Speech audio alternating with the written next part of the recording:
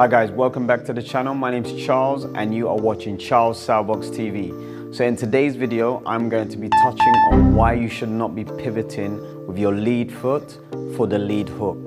Now there is a stipulation to when you should not be throwing the lead hook with a lead pivot, and it arises when you're trying to throw combination punches at short to mid-range. So I'm going to introduce you to some of the problems arising when pivoting on the lead foot, touch on some of the biomechanics associated with the correct technique, provide some demonstrations within the ring, and then give you some visual examples where I'm hitting the bag. So let's get straight into it.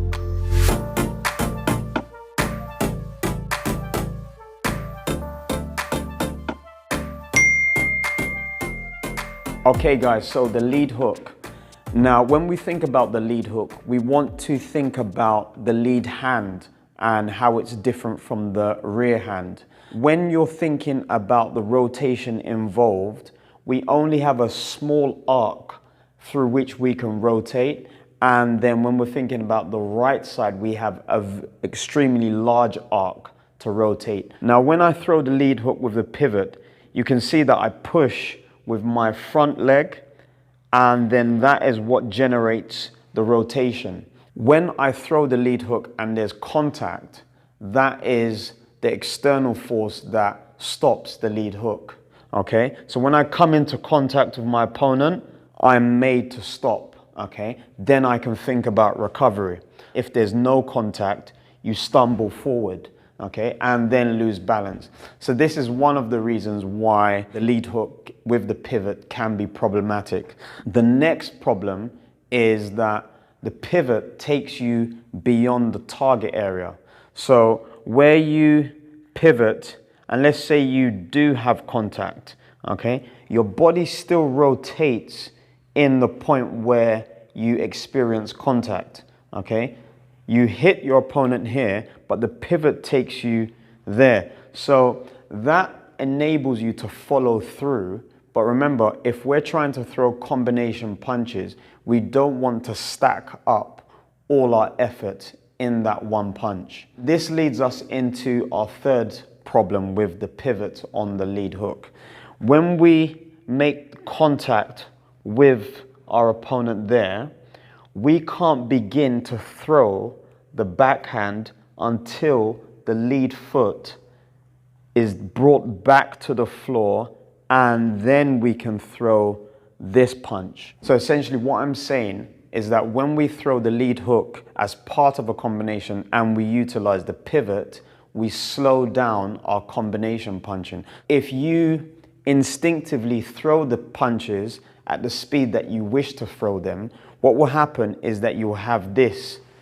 Now, this foot will slide if it hasn't been given enough time to come to terms with where the floor is, firmly grasp the floor before the momentum is transferred to this side, okay? So obviously where we throw the punch on the right side after the lead hook pivot, we then throw on this side and we transfer momentum forward and from the right to the left. Now, if this foot is not given sufficient time to set the foundation, you will slide, slip, and lose balance because of the lead foot not being brought into place. For the correct methodology of throwing the left hook, you need to understand that the stance position, whether southpaw or orthodox, which is the one that I'm standing in now, the orthodox position, the lead foot, the lead hand are different from the rear foot and the rear hand respectively.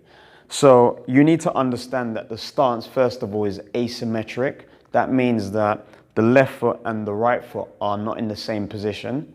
And that is obvious, but the consequences that arise from that are not so evident. So what we normally do is look at the position of the body, the biomechanics of the body, to transfer rotation into the punch. Now the shoulder of the left side needs to rotate to about here. The right shoulder needs to rotate to about here. The left shoulder only needs to rotate through an arc of about, say, 15 to 30 degrees. When we look at the right shoulder, we see that this needs to rotate through an arc of about, say, 150 degrees. Now, obviously, it's clear that we require a pivot from the right foot so that the shoulder can sit on top of the position that the hip enables it to. Okay, so that would be the reasons why we need a pivot on the right side. Now, I believe what has been assumed is that whatever happens on the right side must also need to happen on the left side. The idea of something that's symmetric has been assumed on an asymmetric stance, where our left side only needs to rotate through a 15 to 30 degree arc. What we actually need to do is rotate the back foot back to the floor and enable our back foot to deal with all the rotations of the punches. We can set up a specific drill where we bring the back foot to the floor and then we look at the right foot to take us through the correct rotation. So the drill that I would get boxers to perform in the ring to set them up for the correct rotation is to stand in the stance position with the hands down and then to bring the foot to the floor, rotate the body off the rotation of the back foot and look at the back foot, okay? So when we perform that, we bring the body round into the rotation and we whip our body round so that we've got enough torque for the left hook. There. Okay? Now, the second thing that I would do, depending on whether we have a close range punch or a long range punch or mid to long range punch, I would work on the alignment of the hook. Okay? So with the rotation of the back foot, I would get the boxer to lift the left arm in the correct position, the right arm in the correct position, there, okay? Performing the same rotation, but we only need to bring the left arm into the correct alignment.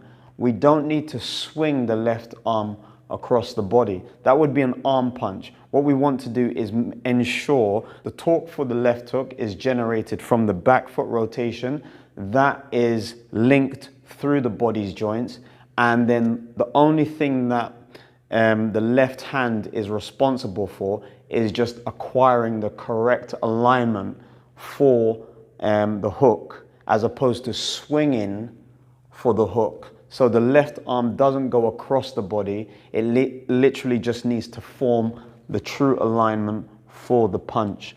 So we do that now, boom, boom, boom, okay? Now from the side, boom, boom, boom, boom. Now if it's a short range punch, boom, boom, boom. From the front, boom, boom, boom, boom, okay? Now, I just want to show you the difference of speed in combination when we pivot with the front foot and when we apply no pivot. So with the pivot, we go here. Let's say that we even cut off. Best case scenario is that we land the punch here. And then when we bring the right hand straight away, we realize that we need to be grounded and then we throw the right hand. So there's a recovery time that the left foot needs to undergo before we can actually throw the right hand.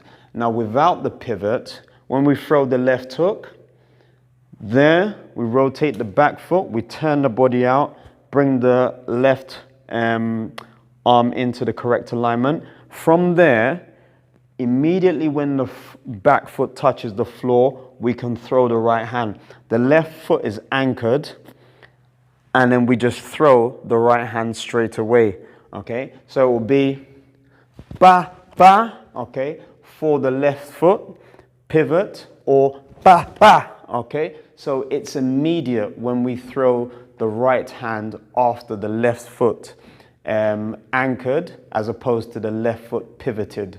Okay, now I'm going to go onto the bag and show you some of the combinations that you can throw with the left foot being anchored and just give you a visual demonstration of how efficient this form of throwing the left hook as part of combinations is, as opposed to with the left foot pivot. So guys, I'm just going to demonstrate throwing the left hook with the pivot a few times.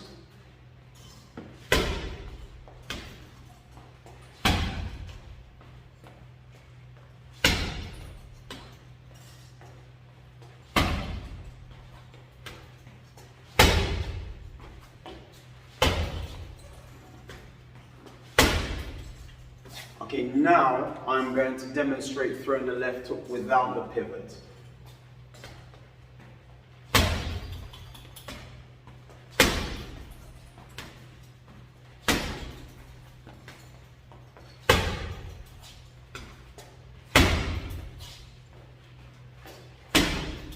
So I'm going to throw the left hook with the pivot and then throw a right cross.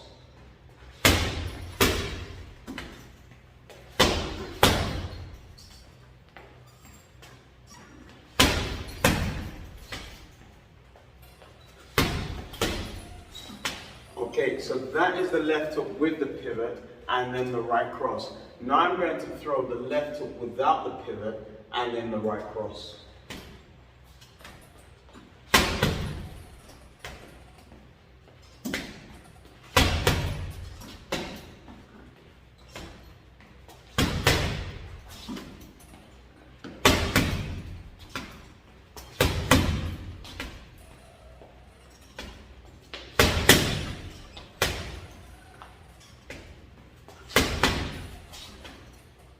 Okay, so as you can see, the time lag that I experience with the pivot is a lot more significant than without the pivot. Okay, you can speed up your combination punches by throwing a lead hook without a pivot, pivoting on the back foot, and then immediately when your back foot touches the floor, you push for the right cross, okay? Whether it's the right uppercut, the right hook as well also. So it'll be, okay, or the right uppercut, just there, or the right hook, sorry, the right cross, okay? Your punch combination will be a lot more faster and swifter, and also it will give your opponent time to recover from the first punch. And the added benefit of always being balanced will be with you when you're throwing without the pivot. Obviously you can see I'm a typical coach. As soon as he hits the bag a few times, I get a bit tired. But guys, this is the end of the video. I hope you thoroughly enjoyed it. Obviously I've enjoyed coming down to the gym, you know, sharing some of my insight in boxing with you guys.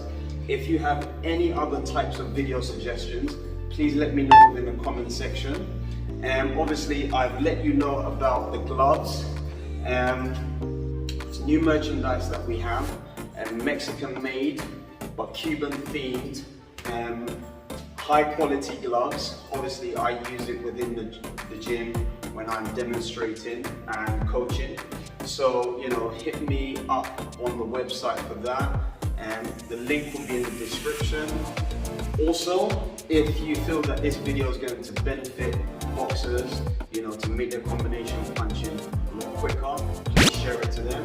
Hit the like button, of course, if you enjoyed watching the video, and the subscribe button to stay connected, and also hit that notification bell to stay informed of any new videos that I'm uploading into the channel.